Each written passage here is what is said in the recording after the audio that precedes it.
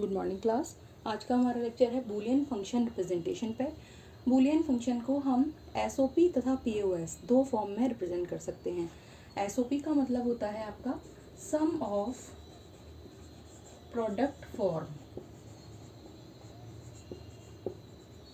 तथा पीओएस का मतलब होता है प्रोडक्ट ऑफ सम फॉर्म। तो अब हम पहले डिटेल में एसओपी की स्टडी करेंगे। SOP stands for sum of product. So SOP is all all product term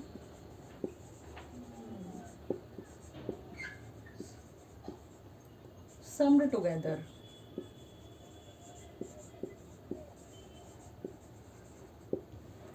यानी कि सभी गुणनफलों को आप योग के रूप में प्रदर्शित कर रहे हैं तो वो आपकी होगी SOP form, sum of product form. For example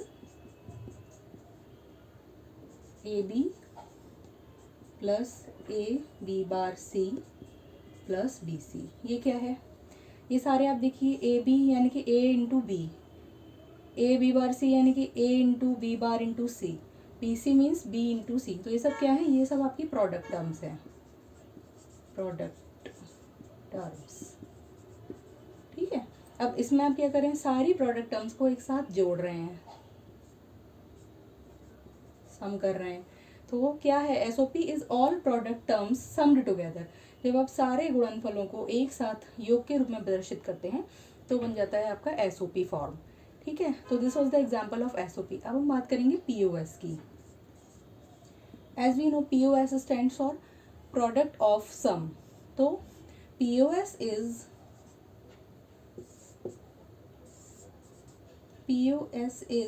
all sum terms, all summed variables multiplied together.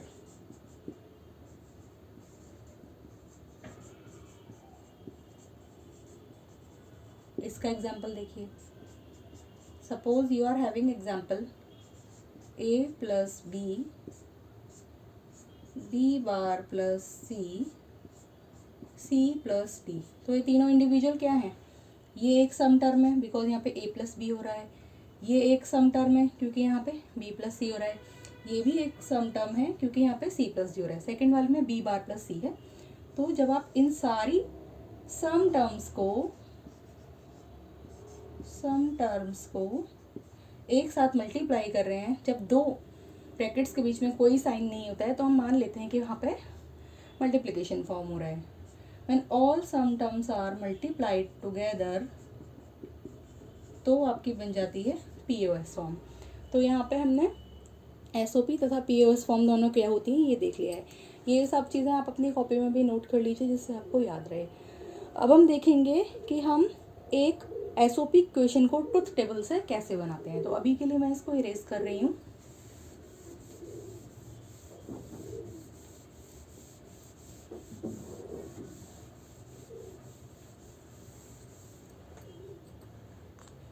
Forming, next topic is forming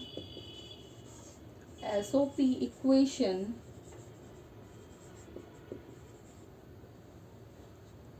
from truth table।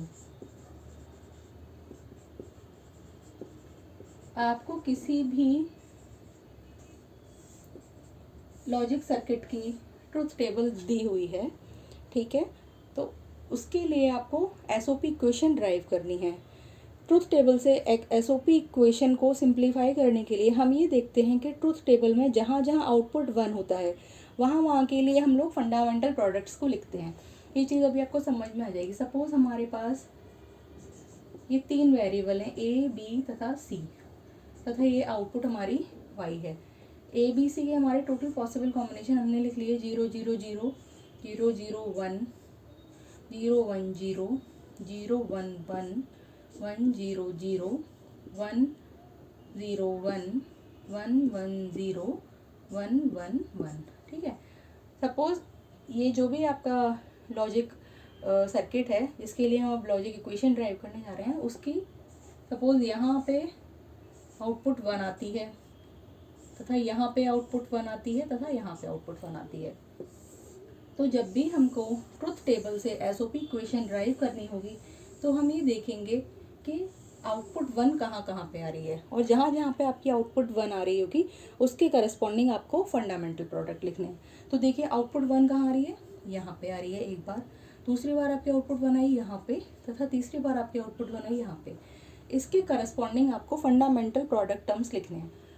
इसके करस्पॉन्डिंग ए, बी तथा सी की वैल्यू, इसके करस्पॉन्डिंग ए, बी तथा सी की वैल्यू, इसके करस्पॉन्डिंग ए, B तथा सी की वैल्यू। तो your equation will be y equal to, पहले इसके लिए लिखेंगे, यहाँ पे a का मान 0 है इसलिए a को हम लिखेंगे a बार, b का मान 1 तथा c का मान, इसलिए b और c को हम ऐसे लिखेंगे। अब इसके लिए देखिए प्लस, इस 1 के लिए a का मान 1 है तो a ऐसे लिख दिया हमने, b का मान 1 है b भी ऐसे ही लिख दिया तथा c का मान 0 है इसलिए c को हम लिखेंगे c बार। तथा अब इस 1 के लिए देखिए, इस 1 के लिए a, b तथा c तीनों अपने एक्चुअल फॉर्म में है, कोई भी अपने कॉम्प्लीमेंटेड फॉर्म में नहीं है। तो this is the SOP equation which we have derive from this truth table. तो आप समझ गए होंगे कि जब भी हमें ट्रुथ टेबल से एसओपी इक्वेशन ड्राइव करनी होती है तो हम ये देखते हैं कि जहाँ जहाँ पे आउटपुट 1 के करस्पॉन्डिंग फंडामेंटल प्रोडक्ट जो भी होगा उन वैल्यूज़ को हम लिखेंगे। जहाँ पे वेरिएबल का मान 0 होगा वहाँ पे उसे कॉम्प्लीमेंटेड फॉर्म में लिखेंगे, जहाँ पे वेरिएबल का मान 1 होगा वहाँ पे हम उसको कॉम्प्लीमेंट नहीं करेंगे। अब इसी तरह एक एग्जांपल हम और देखते हैं, forming POS equation from truth table.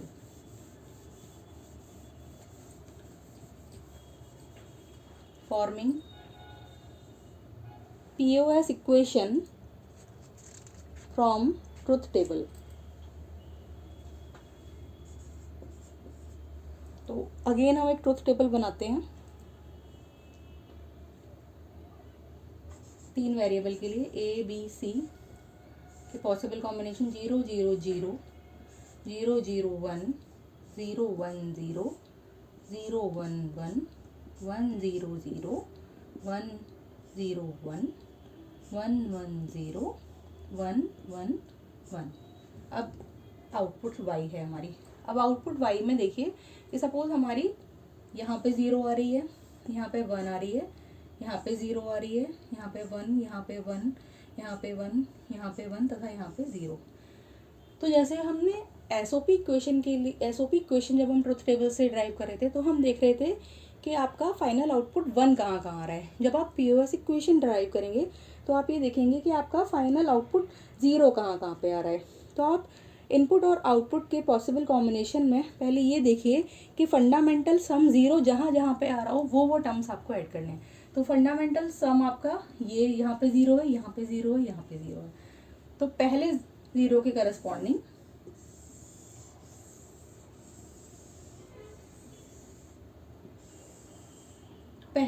Corresponding आपको यहाँ पे इक्वेशन लिखनी है।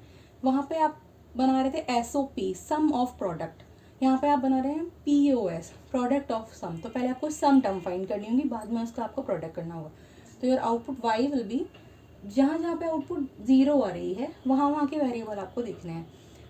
इसमें जस्ट अपोजिट होता है, वहाँ पे जहाँ पे इनपुट 0 थी वहाँ पे आपने उसको कॉम्प्लीमेंटेड फॉर्म में लिया था, लेकिन यहाँ पे जहाँ इनपुट 0 है वहाँ आप एज इट इज़ लेंगे तथा जहाँ इनपुट 1 है वहाँ आप उसको कॉम्प्लीमेंटेड फॉर्म में लेंगे। तो 0 के लिए आप लिखेंगे a प्लस बी प्लस सी, पहला टर्म इसके लिए। इस वाली 0 के लिए देखिए a 0 है इसलिए a को आप एज इट इज़ लिखेंगे a, b आपका 1 है इसलिए आप b को आप लिखेंगे कॉम्प्लीमेंटेड फॉर्म में b बार, c 0 है तो आप c को एज इट इज़ लिखेंगे। नेक्स्ट आपकी यहाँ पे आउटपुट 0 थी तो आप देखिए कि तीनों ही 1 है, यानी कि तीनों ही आपके कॉम्प्लीमेंटेड फॉर्म में है। तो a bar plus b bar plus c बार। तो this is your final expression for POS equation from the truth table.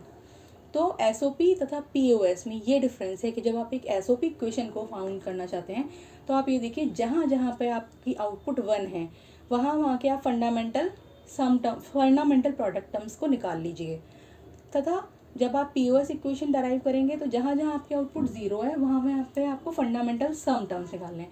तो हमने इस ज़ीरो के लिए फंडामेंटल सम निकाला A + B + C। जब आपका वेरिएबल 0 है तो उसको एज इट इज़ लिखना है, तो जब आपका वेरिएबल 1 है तो उसको कॉम्प्लीमेंटेड फॉर्म में लिखना है, जैसे आपने इस 0 के लिए लिखा। A = 0 के लिए B = 1 के लिए B बार, C = 0 के लिए C। तो इस तरीके से आप सीख गए हैं कि हमको SOP तथा POS इक्वेशन को ट्रुथ टेबल से कैसे डिराइव करना है। अब एक एग्जांपल मैं आपको और बता देती हूँ कि आपको क्वेश्चन एग्जाम में इस तरीके के भी कुछ मिल सकते हैं।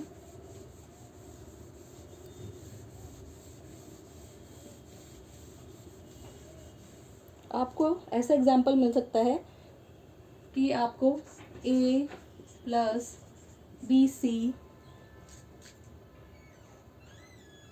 + B + C bar A, B + C bar A, ये आपका इक्वेशन है। इसको आपको देखने से पता चल रहा होगा कि ये आपकी SOP फॉर्म में है, सॉरी POS फॉर्म में है, POS फॉर्म में है।